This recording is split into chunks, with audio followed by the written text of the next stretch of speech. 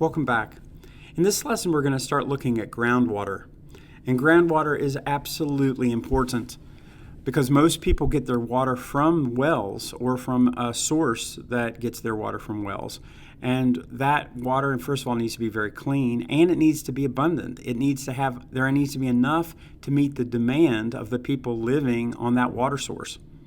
So what you'll see is that the water under the ground can't just go under the ground forever. We wouldn't be able to get it. If it just continued to fall into the center of the earth, we would never be able to get it. So it has a lot to do with the geology under the ground.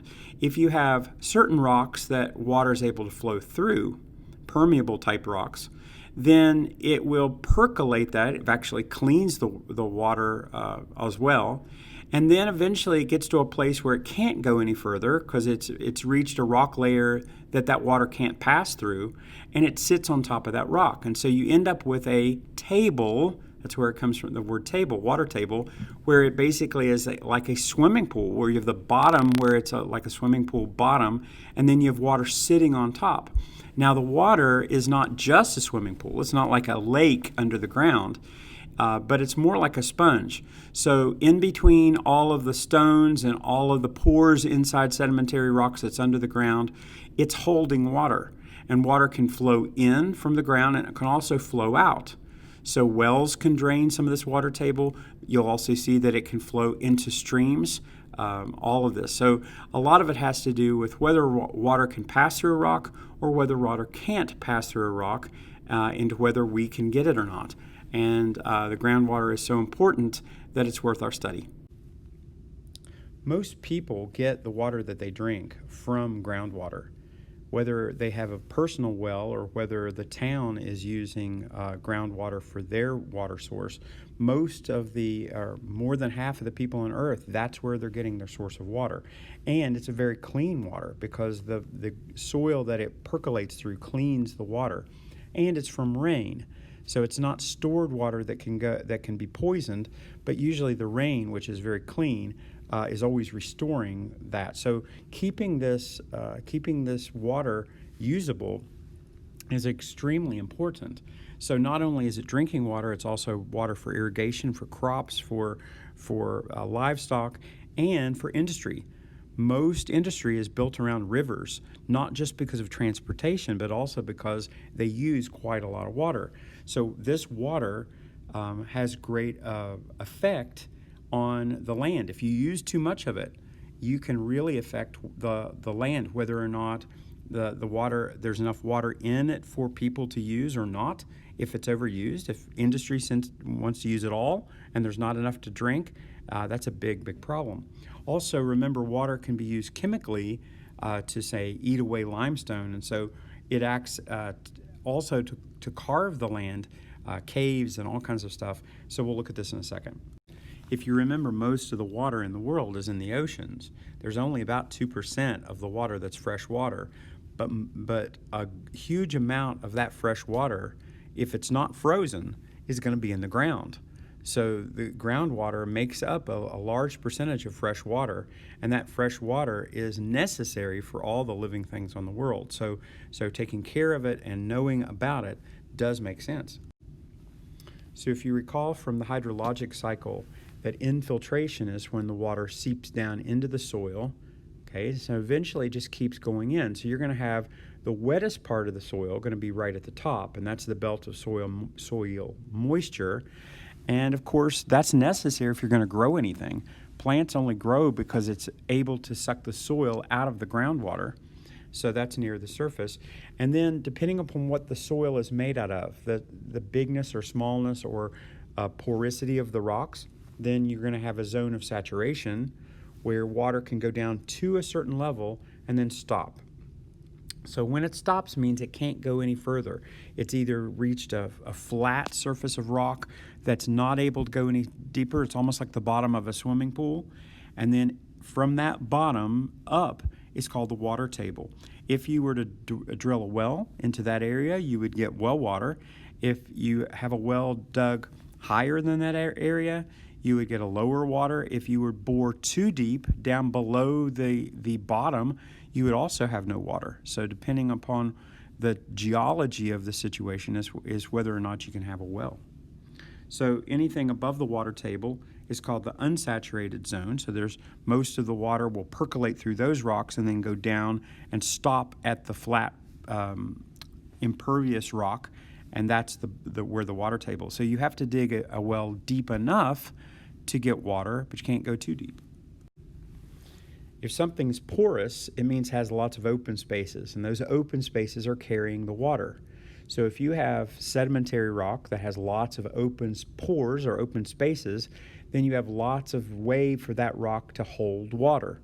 If you have something that is closed rock, so metamorphic rock or igneous rock, where it's very, very dense, then water's not going to go into that rock. That rock is basically off limits to that water, and so it would be like the basement.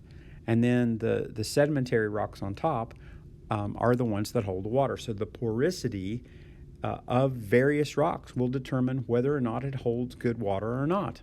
Okay, so the geology of the land has a lot to do with the groundwater around it. Another term is whether it's permeable or not. Permeable means that water, in this case, can go through it. So think of it like a sieve. Can the water pass through to go to the storage tank where the well is? Then if it's yes, then the water goes through. If it's impermeable, then it would be like a flat rock where the water can't pass. Then you're either going to have the bottom of the water table, or if it was too high on the ground, you're not going to have any groundwater in that area at all.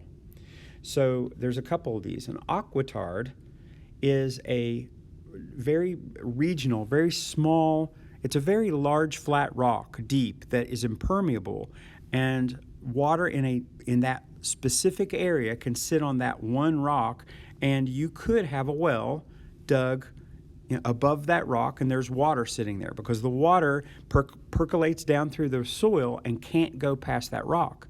So if as long as there's plenty of water in the soil and you had a well there, it would be okay. But normally, an aquifer is rock or sediment that allows everything to percolate through it. So, for instance, if you want a garden, you want to add sand and gravel to your garden. You don't want it to be just clay, because clay would seize up and the water would simply rush off of it. You want it to be able to soak down in, and so you need some holes, and the rocks and the sand and stuff inside garden soil makes it able to hold that water. So that's the permeability. And then an aquifer is that whole region of permeable rock so that water is able to percolate through it. So an aquitard is kind of a flat-bottomed rock that kind of acts like a little tiny water table, and then maybe the main water table would be much lower than that, and then whatever the rocks that the water is able to pass through is called an aquifer. So you can see under the ground here that the water that is able to soak into the ground is still able to move because this is a porous rock. It's permeable. The water can flow through it. So this is loose soil. This is porous soil. So this is a lot of sedimentary rocks. So the water continues to fall and fall and fall. Eventually, it's going to reach a flat bottom. So you're just going to reach a layer of impermeable rock where the water can't go any farther, and it's like the bottom of a swimming pool. It happens that this swimming pool would be almost like filled with sand and gravel. So you could fill a swimming pool with sand and gravel and then put lots and lots and lots of water in it, because the water would sit in between the spaces, and that's really what's happening under the ground. So there are some parts of the underground that a well would not work. If you were to dig a well and it was higher than the level of the water, then there would be no water come to that well. You're also going to have some interesting things. This is called an aquitard here on the left, and it's a layer of rock that's impermeable, but it's only a regional. It's in a small space. So in that level, you can kind of see on the topography there's like a little cliff along the side there. So you have this hard rock layer that is less resistant to erosion. That's why you can see it along the side of the hill. And it also is impervious to water. Water can't pass through it. So any water that's above it that's percolating down through the rocks sits on top of it. So if you were to put a well there, you would get a successful well, at least during times when you have lots of rain. And then anywhere else, you would have to go deep enough to go to the main water table. You'll also see that the main water table is right at the point, usually, of the stream bank. So the stream itself many times will sit right very close to the water table, and so the water table itself can move into a stream. So the water in a river or in a stream is not just coming from the headwaters where the river starts and the tributaries that's dumping into the stream, but also sometimes from the bottom of the river itself, water is being basically pulled out of the ground and put into the stream. I think that's pretty cool. So anywhere there's water, the rocks that's holding the water, it's called zone of saturation. Saturation means full, so it's full of water. And then anything above the water table would be the unsaturated zone, and that is the rocks that are percolating or straining the water as it's falling. So a lot of times that will clean the water, and then the water sits in the water table.